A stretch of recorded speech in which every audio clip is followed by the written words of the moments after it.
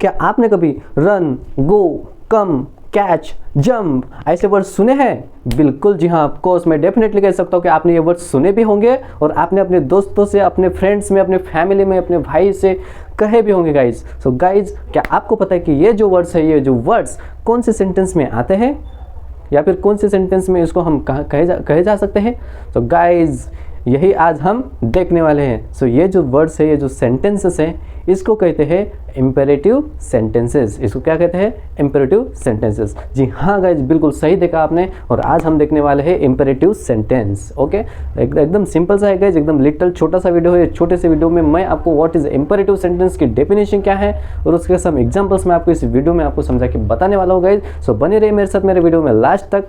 Okay, so guys, दोबारा फिर से आपका मैं मेरे यूट्यूब चैनल पर स्वागत करता हूँ। तो आइए let's start. Okay, so guys, आज हम देखने वाले हैं इम्पेरेटिव सेंटेंसेस। ओके, सो इम्पेरेटिव सेंटेंसेस, इसका हम हिंदी में अगर मीनिंग देखें तो ये होगा आज्ञाकारी वाक्य। ओके, आज्ञाकारी वाक्य। अब पता नहीं आप अपने नेटिव लैंग्वेज में इसको क्या कहते होंगे, लेकिन हम हिंदी में मेरे ख्याल से आज्ञाकारी वाक्य करेंगे और मराठी में इसको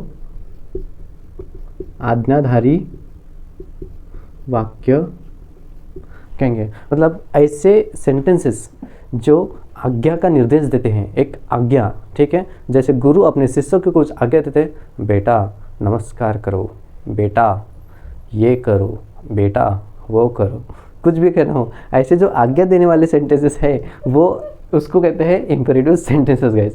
ओके, सो लेट्स सी, इसके हम डेफिनेशन देखेंगे। Okay, very simple, very interesting है definition. Let's see guys, define how we will define the imperative sentences is very simple and a little sentence. Let's सी।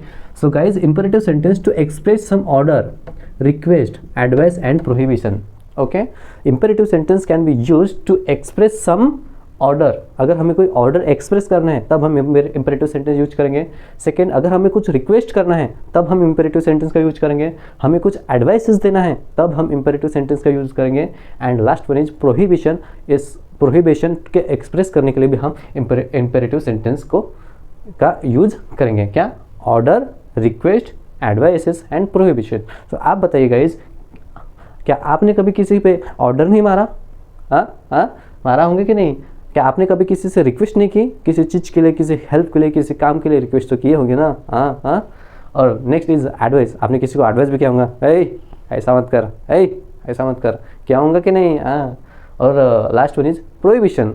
आपने किसी को प्रोहिबिट भी किया होगा कोई चीज़ करने के लिए, ठीक है, ऐसे उसको कहते हैं प्रोहिबिशन। सो गाइज, आपको डेफिनेशन समझ में आ गई। So imperative sentence used to express some order, request, advice and prohibitions. Very simple, ठीक है गाइज। अगर आप बिगिनर्स हैं तो आपको ये समझना बहुत ही जरूरी है। जब भी आप स्पीकिंग करते समय, इंग्लिश स्पीकिंग करते समय, आपको ये पता होना बहुत ज़रूरी है। जब आपको ऑर्डर करना रहेगा, रिक्वेस्ट करना रहेंगे, एडवाइस देना होगा और प्रोहिबिशन करना होगा, तब हमको इम्पेरेटिव सेंटेंस का यूजेस करना होता है। ओके गाइज, सो लेट्स सी। अब हम देखेंगे एग्जाम्पल्स, ठीक है। वीडियो में बहुत ज़्यादा लंबा नहीं बनूंगा, बस एक एक एग्जाम्पल देखिए, मैं फिनिश करूँगा। सो लेट्स सी। अब हमें ऑर्डर देना है, ठीक है। सो हम किसी को कहेंगे, अगर आप बड़े हो और आपसे छोटा कोई, आपका कोई छोटा भाई होंगे या फिर कोई दोस्त होगा, ठीक है। सो आप उसको कैसे ऑर्डर देंगे?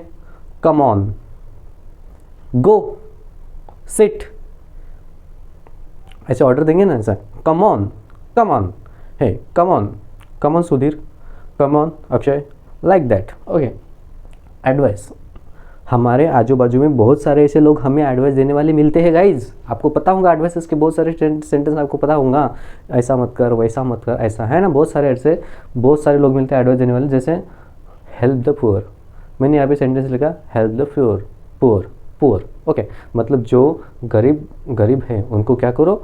मदद करो, ठीक है। जो धट्टा कट्टा है उसको आप दान देके क्या यूज है क्या उसका? नहीं। जो कर नहीं सकता, जो डिजेबल है, उसको कुछ हेल्प करो। जो बहुत एजेड पर्सन है, वो कुछ कर नहीं सकता, उसकी बॉडी उस करने लायक नहीं है, आप उसको हेल्प करो। सो लाइक दैट, ऐसे मैं आपको एक एडवाइस देता हूँ, सोशल एडवाइसेस। सो ये होगी एडवाइस, ठीक है। कोई हमें बहुत प्रकार के एडवाइस देते हैं, ऐसा नहीं करना चाहिए, वैसा नहीं करना चाहिए, लाइक दैट, आपको पता होगा। Then next is prohibition.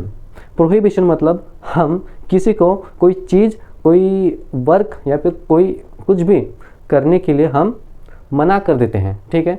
Generally हमारे पेरेंट्स, जब हम बच्चे रहते हैं, हम छोटे रहते हैं, तब हमें कुछ चीज़ों के लिए मना करते हैं, क्योंकि उन्हें लगता है कि हमारा बच्चा अच्छी आदतें सीखना चाहिए, गलत काम नहीं सीखना चाहिए, इसलिए वो हमें कोई चीज़ करने के लिए प्रोहिबिट करते हैं।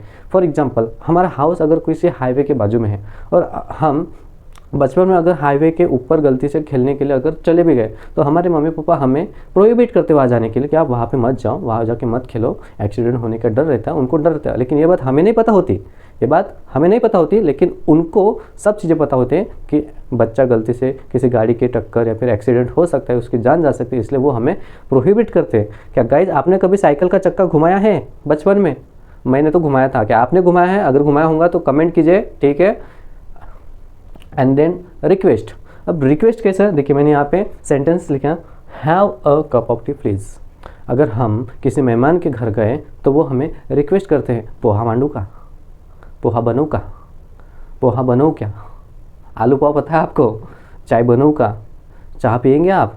अपन क्या करते हैं, पीना तो रहता है अपन को, लेकिन हम क्या करते हैं, नहीं चला मांडू न जाना, चलो पी लेते 2 घुट। ऐसा होता है कि नहीं, आपके साथ हुआ है कि नहीं? हाँ, ठीक है। So request, have a cup of tea please. अगर हमारे घर में कोई मेहमान आते हैं तो हम उसको have a glass of water please, have a cup of tea please, please lend me 50 rupees, ठीक है। अगर हमें कि अपने दोस्त से कुछ पैसे मांगने होते हैं, हमें रिक्वेस्ट कुछ ज़रूरी काम होता है, तो हम उनको पैसे मांगते हैं, मतलब क्या करते हैं, एक रिक्वेस्ट करते हैं कि यार मुझे 50-100 रुपये की ज़रूरत है, क्या तुम मुझे दोगे क्या, ठीक है, like that. Please lend me 50 rupees, मतलब प्लीज़ मुझे 50 रुपये दो प्लीज़, ऐसा। ओके गाइज, तो समझ में आया, order, advices, prohibition and request.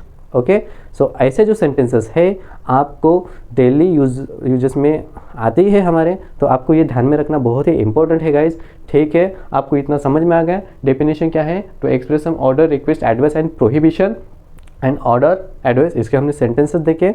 अब इसके बहुत सारे सेंटेंसेस है, ठीक है, तो आपको ये ध्यान में लाना बहुत जरूरी है, ठीक है guys.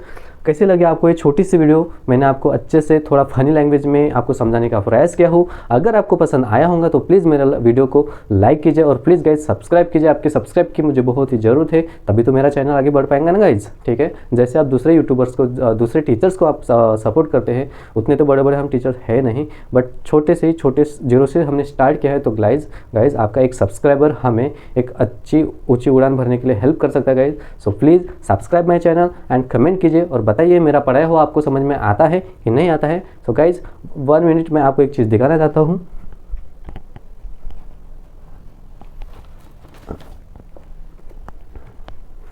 So okay guys, let's see, क्या आपको दिख रहा है? ऑक्सफोर्ड डिक्शनरी, ओके, ठीक है। सो अगर आप बिगिनर्स हैं और आप चाहते हैं कि आपको इंग्लिश में अपना अच्छा ओहदा बनाना है, ठीक है, आपको इंग्लिश अच्छी पढ़नी है, आपको एटलीस्ट इंग्लिश एक जो मीडियम लेवल की जो इंग्लिश आप बोल पाएंगे, समझ पाएंगे, अगर आपको लगता है, ठीक है, तो उसके लिए बहुत ही ज़रूरी चीज़ है वोकैबुलरी, ठीक है। मतलब आपके पास वर्ड्स का खजीना, आपके माइंड में वर्ड्स का खजीना, शब्द, ये रहना बहुत ही ज़रूरी है, ठीक है। तो आप उसके लिए कोई भी एक डिक्शनरी रेफर कर सकते हैं। जैसे मेरे पास ऑक्सफोर्ड की डिक्शनरी है, काफ़ी अच्छी डिक्शनरी है गाइस। नवनीत की भी डिक्शनरी आती है, उसमें पूरे वर्ड्स रहते हैं A to Z और उसमें उसका मीनिंग भी रहता है। अगर आपको इंग्लिश टू इंग्लिश नहीं होता है तो आप इंग्लिश मराठी, इंग्लिश हिंदी ऐसी भी कोई डिक्शनरी रेफर कर सकते हो और आप उसको डेली 10 वर्ड्स याद कीजिए, रिमेंबर कीजिए, लिख के देखिए और उसको आप अपने डेली सेंटेंसेस में यूज करने की कोशिश कीजिए। धीरे धीरे आप इंग्लिश को समझ पाएंगे और आप इंग्लिश स्पीकिंग करना भी स्टार्ट कर देंगे guys. Thank you so much, बस इतना ही बताना था। तो आज के वीडियो लेक्चर में गाइज इतना ही। देखते रहिए मेरे आने वाली और वीडियोस के साथ, ठीक है। मिलते हैं मेरे नेक्स्ट वीडियो में, तब तक के लिए आप अपना ख्याल रखें। Thank you so much guys, मेरे वीडियो एंडिंग तक देखने के लिए। Thank you so much guys, good night.